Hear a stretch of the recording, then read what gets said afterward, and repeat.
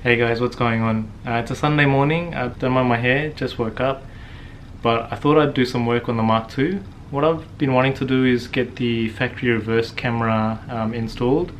Now there's a few issues I encountered. I thought it would be as simple as getting they call it a parking assist controller, which controls the camera. Getting that unit and also the reverse camera and plugging it all in. Normally the wiring looms are all there, but unfortunately Taylor didn't put everything in there that we need. So I'm going to be doing a bit of a workaround using the video input from the factory TV tuner. So yeah, this car has the EMV unit, the touchscreen basically, and the GPS, just doesn't have the factory camera. Now what I've done so far is just taken out the boot protector lining. They're just a series of clips. What I found is it actually does have the plug there for the factory reverse camera, and it's also got the mounting bolts for where the camera mounts. It does not have a hole there for where the actual camera goes through the boot's body panel. And just over here, I don't know if you can see it, there's sort of an outline of where the camera should actually pop out. So there'll be two things I'm needing to cut. Not ideal, but this is the only way to get a reverse camera in here and make it look factory. So I'll be cutting the plastic trim with that outline just there, and I'm about to go and make a template out of the factory reverse camera just to see exactly where I need to cut. I'll make it out of like a thin cardboard material, place it here and draw an outline so I can see what needs to actually be cut. Now I'm not sure where this plug actually goes back to, so I'll try and trace it, but as far as I know, the cars that came with a reverse camera actually had a different body loom altogether, because there's no plugs where the camera control unit sits, or parking assist computer sits. Normally it sits on the right hand side of that TV tuner box just there, but yeah, there's no wiring on this side of the car for that unit. What I've done, you can probably just see there, is get a VTR cable, they call it. This is just from Yahoo Japan. I got it through Jesse Streeter. There's actually a video input port on the TV tuner itself. When you plug this in, it gives you the RCA inputs. It also enables a little button on the EMV screen. When you click the TV button, it basically lets you select video input. That's how I'll be having to use the reverse camera for now, until I figure out some way to actually get it to pop up automatically if you go into reverse. But yeah, for now I'm just going to try and figure out making a template out of the camera, probably just using this sort of like a thin cardboard material, and then yeah, go from there. This is that parking assist computer that I mentioned earlier. Yeah, factory part if you've got a reverse camera installed. Managed to get it through B4 Japan, which is basically like a auto dismantler in Japan. Now yeah, trying to get these plugs to work, you'll have to actually find the body loom of a car that came with a reverse camera and rewire the body loom to make it all work. There's also another component which goes onto the steering wheel, which is a steering angle sensor, and that just gives you the nice lines that guide you to reversing, which this computer controls. So I won't have any of that. I'll just have a plain simple camera through the TV input. Another thing I want to mention is you can find the pinouts for the camera plug. I believe these actually run on 6 volt, so I'll need to find a little DC down voltage little component module and plug that all in. So 2 should be for the video plus and minus, and 2 should be for the 6 volt plus and minus. Okay, so I've come up with a few templates, and what I've ended up with is this. Basically, let's see if I can do this with one hand. Probably not. I'll just put it on. So basically what you end up with is that it lines up to those holes there.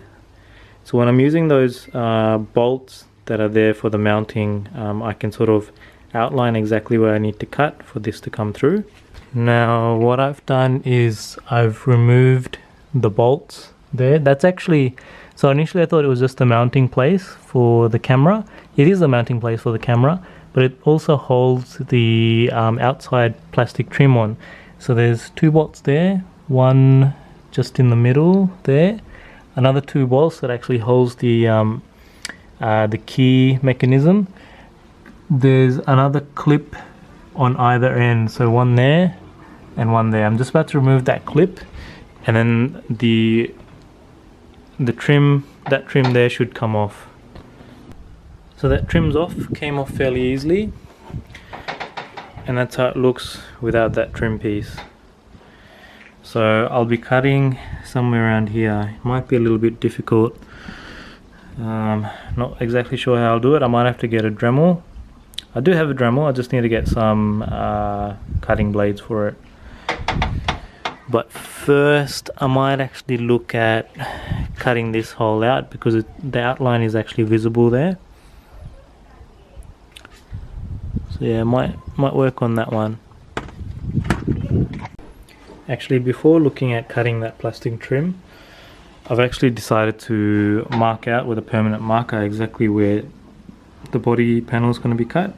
So it's about there on that side, and also mark the inside. So if I need to compare, if I need to cut from underneath or on top, at least I'll know roughly where the hole's meant to be.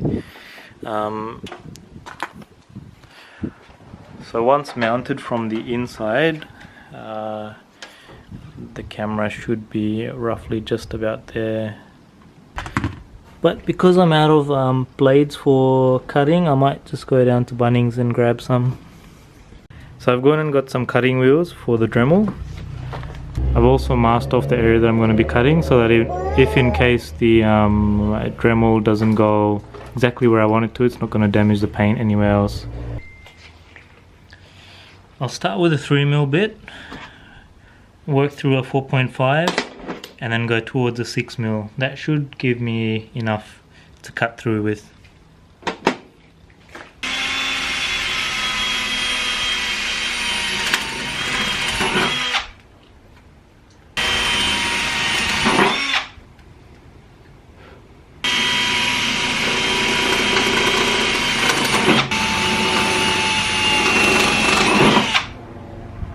Okay, so I've cut through, that's at 6mm.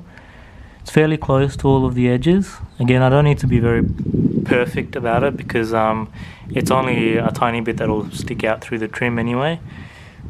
None of this will be visible at all. So I'm going to start working at it. I think I might start at this corner and sort of work my way across, and then sort of do the same for the other ones. So far I've managed to cut the top line. It's actually quite time consuming cutting this. Not perfect either, but I'll go over it with the Dremel sanding bit at the end, and I'll probably have to tidy up some edges anyway, because I don't think that the camera will go straight in the first time. Even though our template was pretty good, I don't think it's perfect.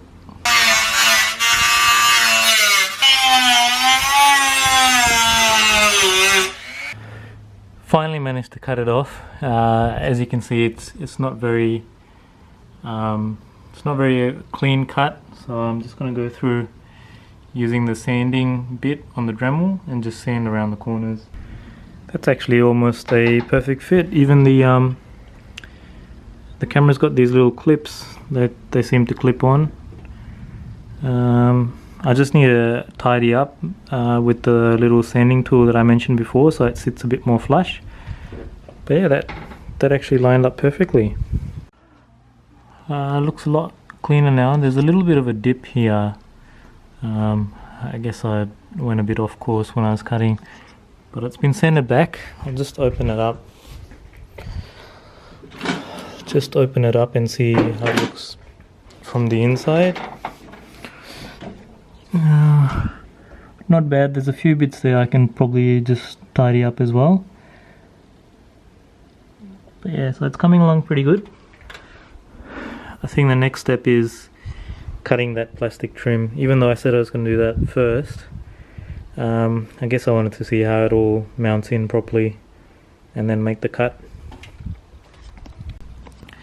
So if you remember, I mentioned that there was an outline of what I assumed was the camera hole. I don't think that actually is. I don't have one to compare, but just looking at the way that the other ones are set up, you can probably see there's an outline, but the actual hole doesn't mean it follows the entire outline. So you can see with these as well, there's an outline. So what I've done is I've sort of masked it back a little bit, kind of in line with where this cut begins, and I've also masked in probably about maybe 4 mil on the other sides as well. I'll cut that out first and give it a test. If it needs to go bigger, then I can come back with the little sander and go a little bit bigger around the edges. I think that's probably the best way. I'll find out where I actually need to be cutting. Did the same sort of process here where I used different size pilot holes just to do the corners. Just makes it easier, and nice and round sort of corner as well to work with.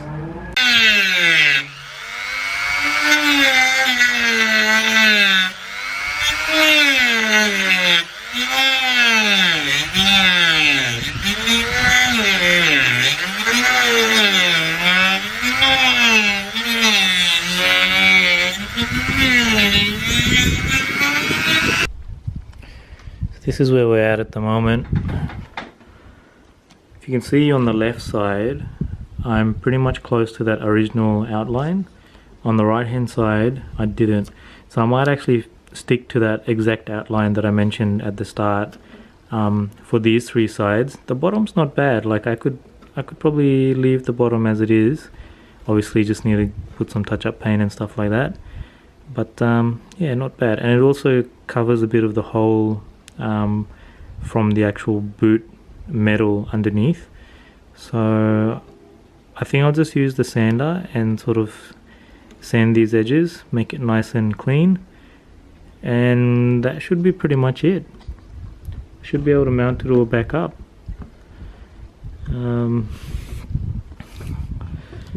At least I think I can. I may still need to trim the bottom edge a little bit more, I think.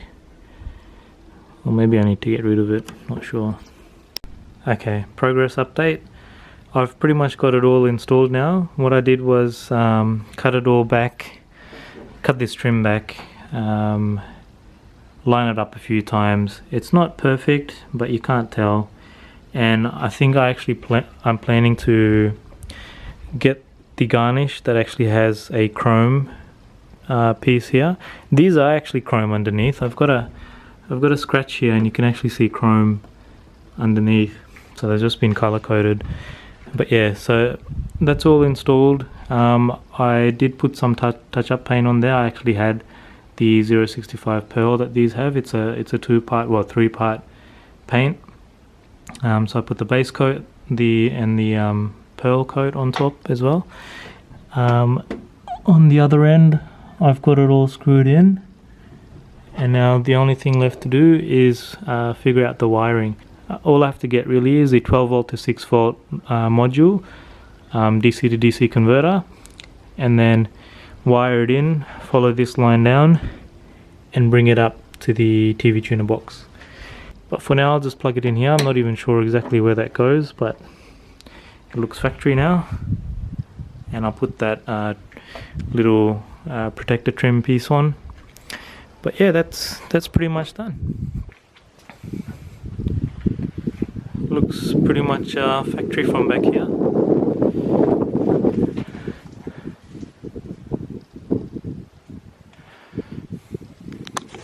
So that was the reverse camera install. Well, part of it. There'll be a part 2 where I wired into the TV tuner. But for now, that's the video. Keep an eye out for the next one. I'm hoping to record the Toyota 86 Torsen LSD install. Hopefully I'll be doing that next weekend or the weekend after. Thanks again for watching, guys. I'll see you in the next one.